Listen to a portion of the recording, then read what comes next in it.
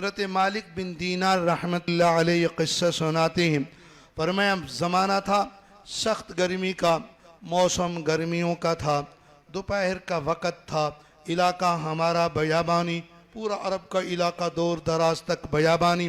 دوپہر کے وقت میں اپنے گھر میں چھاؤں میں آرام سے بیٹھا لیٹا تھا تو کہ مجھے دور سے ایک آواز سنائی دی، کوئی آدمی کہہ رہا تھا لبیک اللہم لبیک، اللہ میں حاضر ہوں، میں بار بار حاضر۔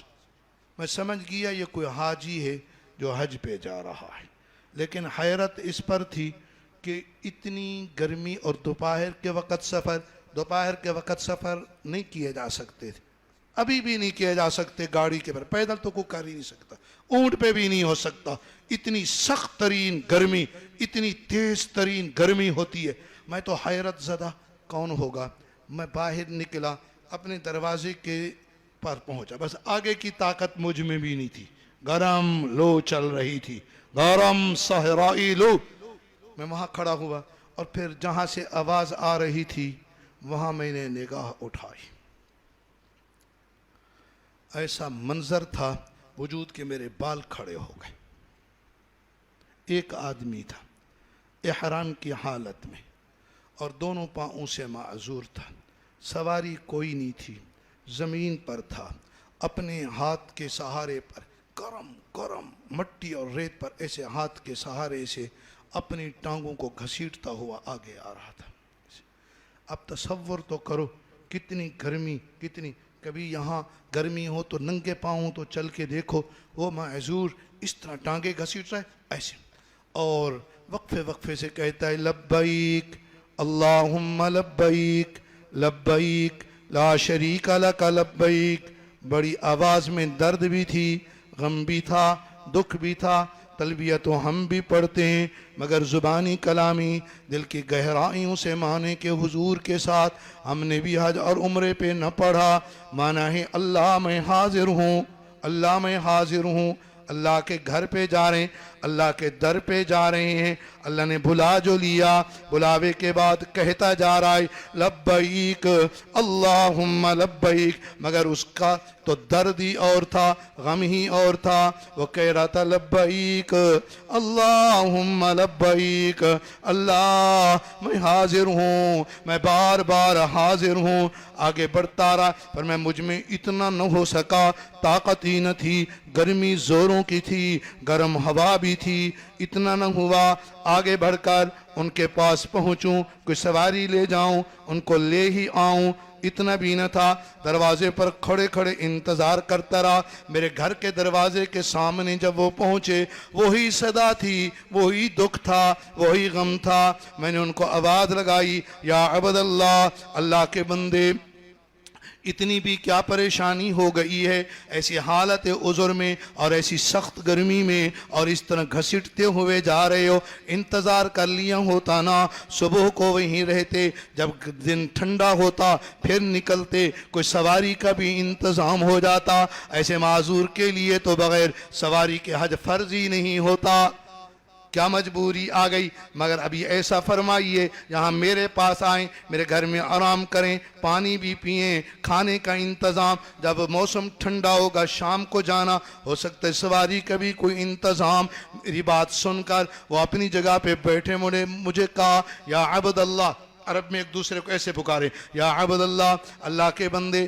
ایک بات آپ مجھے بتلا دیں، پھر آپ کے بارے میں بھی سوچوں، یہ بتلاؤ ایک غلام ہو اور اسے اس کا مالک ناراض ہو گیا ہو، مالک کا وہ مجرم ہو، جرم کیے ہوں، غلطیاں کی ہوں، مالک ناراض بیٹھا ہو تو کیا غلام کو چین سے بیٹھنا چاہیے؟ کیا غلام کو چین اور اطمینان سے بیٹھنا چاہیے؟ میں تو وہ غلام ہوں جیسے میرا مالک، میرا اللہ ناراض ہے، میں بہت مجرم ہوں۔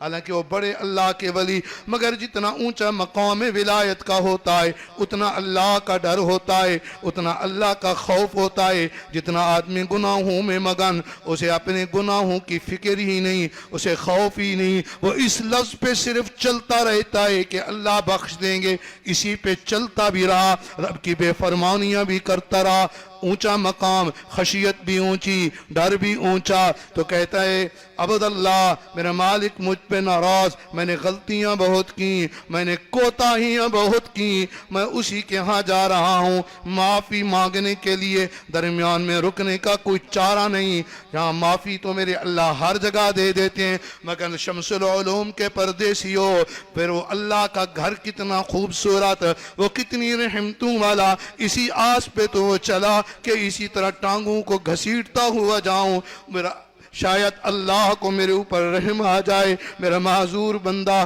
اتنی دور سے آیا، صدیوں میل سے دور سے آیا، گرمی میں آیا، اسے رحم ہی آ جائے معاف فرما دے. میں بیت اللہ کے آگے مانگنے کا تو مزہ ہی اور ہے، وہاں تو گڑ گڑانے کا انداز بھی اور ہے. یہاں بھی اللہ سے مانگو نا، وہاں بھی اللہ کے ہاں مانگنے کی کوشش. وہاں جاؤں، توبہ کروں، معافیاں مانگوں. وہاں حج بھی ہوتا ہے جس کے بارے میں محبوب علیہ السلام نے فرمایا ان الحج یہدم ما کان قبلا، حج پہلے گناہوں کو ختم کر دیتا ہے. اگر حج مبرور ہو، مبرور کی بھی تعریف ہے، اللہ قبول فرما لے میں پچھلی زندگی کی تمام کوتاہیوں کا صفایا ہو جاتا ہے. اللہ مجھے بھی نصیب فرما میں، آپ کو بھی نصیب فرما میں. مانگا کرو. اور جس کے پاس کوئی زاد نہیں ہوتا، جس کا دامن خالی ہوتا ہے، وہ تو اللہ سے مانگا بھی بہت کرتا ہے. اللہ کچھ ہے ہی نہیں. جن کے پاس بہت ہوتا ہے وہ تو مانگا بھی نہیں کرتے، حالانکہ انہیں مانگنا چاہیے. مجھے کہا کہ بتلاؤ، ایک آدمی ہے، مالک ناراض ہیں، کیا اسے ٹھنڈی چھاؤں میں بیٹھنا چاہیے یا فی الفور اس کے راضی کرنے کے لیے چل پڑے؟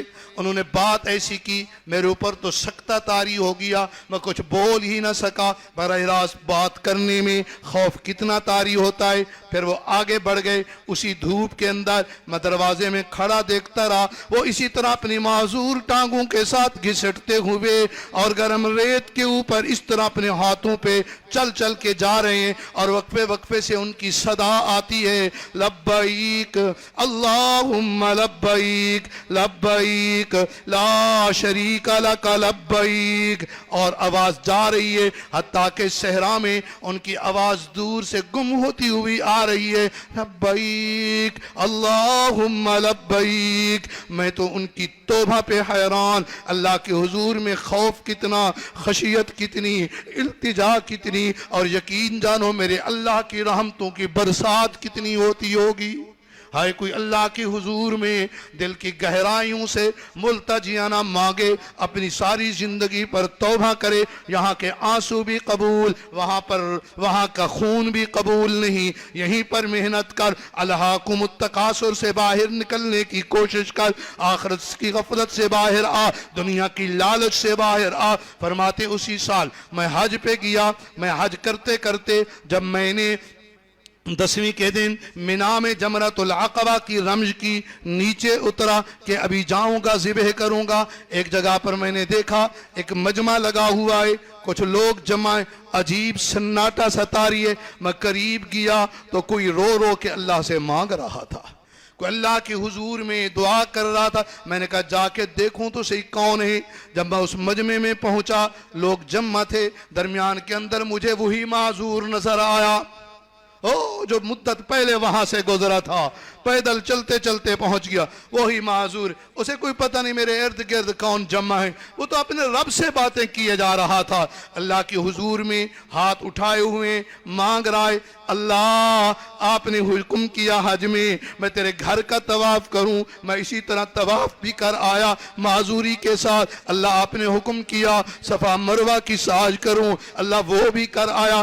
آپ نے حکم فرمایا عرفات کے میدان میں جاؤ، میں عرفات کے میدان میں بھی آیا. تیرے سے مانگتا رہا، پھر تیرا حکم ہوا مزدلفہ میں رات کو آ جاؤ، مانگو. میں رات کو مزدلفہ میں بھی آیا، مانگتا رہا. اللہ پھر حکم کیا کہ یہاں شیطان کو کنکر ماروں، میں نے وہ بھی مارے. اب آپ کا حکم ہے کہ جانور کو ذبح کریں. اللہ میری جیب میں تو پیسہ تک نہیں ہے. وہ ایسے آ رہے تھے، اللہ میرے پاس تو پیسے نہیں ہیں کہ جانور خریدوں اور قربانی کروں. اللہ اپنی ذات کے سوا میں کسی چیز کا مالک نہیں ہوں. لوگ جانوروں کی قربانی دے رہے ہیں، اللہ تو میری قربانی قبول فرما. وہ کسی ایسے درد سے کا دل پھٹتا گیا، जिगर चिरता गया और इन्हीं लफ्जों के साथ गर्दन ढलकी और अल्लाह के हुजूर चले गए। अल्लाह के हुजूर में ऐसा भी डर हुआ करता है, ऐसी भी खशियत हुआ करती है। तो भाई अल्लाह के हुजूर में माफ़ी हो, तौबा हो। यहाँ ये तौबा काम दे, हम अपने आप को ऊंचा ना समझें, बस हम अल्लाह के मुजरिम हैं।